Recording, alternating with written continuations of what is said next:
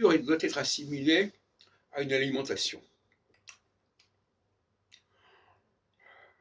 Les gens mangent, ils se gavent de bouffe, ils peuvent aussi se gaver de lecture. Ça va ensemble. C'est le même processus. Il faut dévorer des livres, dévorer de la bouffe, éventuellement dévorer des films aussi, comme à la Cinémathèque française, où les gens viennent se gaver de films. Et on ne leur donne même pas l'occasion de faire un ciné-club d'ailleurs. Il n'y a pas de ciné-club à la Cinémathèque française.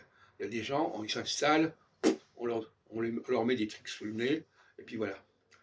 Et donc, ce gavage,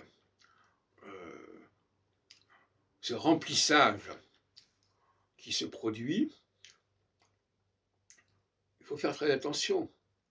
Parce que sous couvert de culture d'ailleurs gastronomique ou culture littéraire, etc., sous couvert de culture, en réalité, on a des gens qui sont en train de se gaver, de se bourrer de toutes sortes de choses, se bourrer l'esprit, se bourrer le ventre. Et il ne faut pas imaginer que le goût de la lecture soit une panacée, que ce soit un idéal.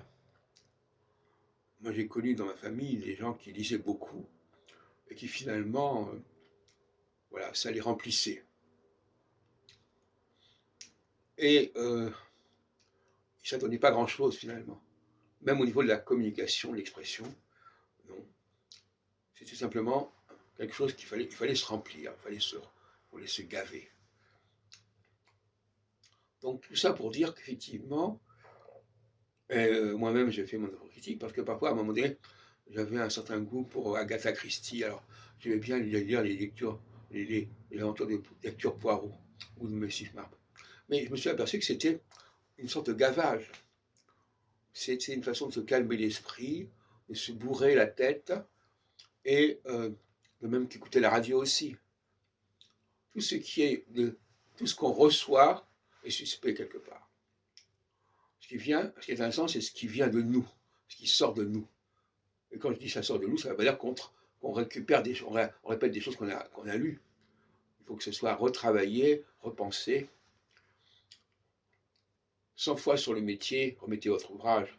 Voilà, me paraît une bonne formule héritée de Boileau. Ça veut dire qu'aussi, il ne faut pas simplement se contenter de resservir les choses qu'on a apprises. Il faut aussi les repenser, les réfléchir, les retravailler.